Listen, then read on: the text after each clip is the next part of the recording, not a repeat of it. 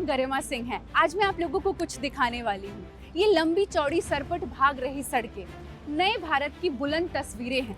असल में ये नेशनल हाईवे 2 का वाराणसी औरंगाबाद सेक्शन है, जो इंफ्रास्ट्रक्चर डेवलपमेंट का वो पैरामीटर है जिसकी मिसाल आने वाले लंबे समय तक दी जाएगी। But it was not always like that. इसकी कल्पना पहले बिहार और उत्तर प्रदेश में डेवलपमेंट और प्रॉस्पेरिटी लाने के लिए की गई थी, मगर अनेकों जोग्राफिकल चैलेंजेस को देखते हुए इसे भुला दिया गया था।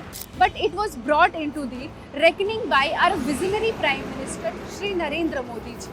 प्रधानमंत्री बनने के बाद उन्होंने ऐसे 340 प्रोजेक्ट्स को ठंडे बस्ते में पाया और उन पर कार्य स्टार्ट किया। इसकी वजह से प्रगति यानी कि proactive governance and timely implementation नामक एक प्लेटफॉर्म को फॉर्म किया गया। प्रगति का मेन मैंडेट्स है to fast track the approval, coordinate between department and closely monitor to the process, ताकि हर कार्य को आसानी से किया जा सके। मोदी ने तो गारंटी दी है कि जिस पूर्वी भारत को विकास से वंचित रखा गया, उसको विकसित भारत का ग्रोथ इंजन बनाऊंगा। वाराणसी से औरंगाबाद के 6 लेन हाईवे का पहला फेज पूरा हुआ।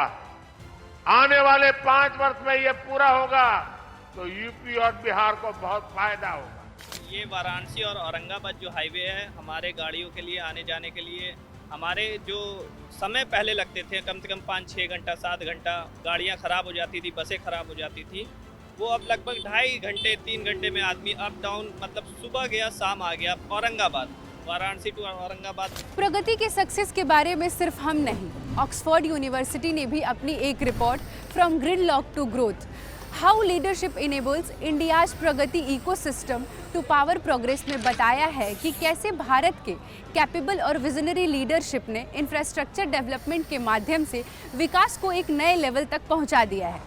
ये जो हाईवे है हमारे एजुकेशन में बहुत ही ज़्यादा रोल प्ले करता है, क्योंकि बेसिकली हम अपने घर, मतलब हम कॉलेज से काफ़ी दूर रहते हैं, बिहार जैसी जगह पे, और बिहार से आने जाने में पहले हमें काफ़ी दिक्कतें होती थी, हमें ट्रेन से ट्रैवल वगैरह से करके करना पड़ता था।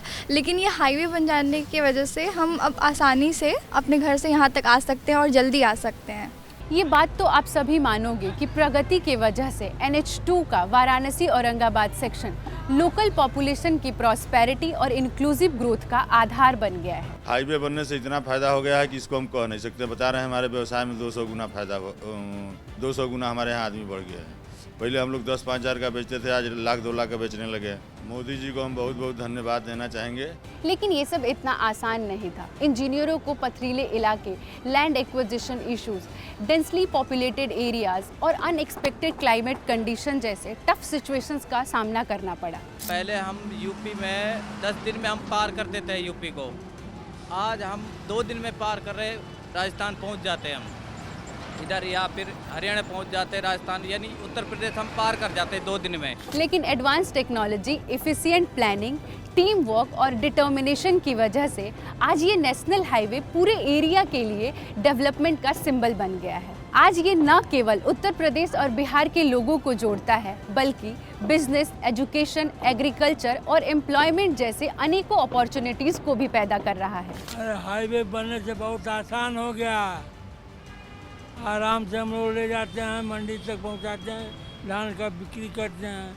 ये मोदी जी का महान कृपा है। दोस्तों, ये हाईवे नए भारत के ग्रोथ इंजन्स हैं, जो 2047 तक भारत को एक विकसित भारत बनाने के प्रयासों को गति दे रहा है। ये हाईवे एक समर्पित, कैपेबल और विजनरी लीडरशिप का परिणाम है, जो भारत को विश्व गुरु बनाने के लिए पूरी तरह से डेडिकेटेड है। आज के लिए सिर्फ इतना ही। I hope to see many more marbles in future. Till then take care, bye bye.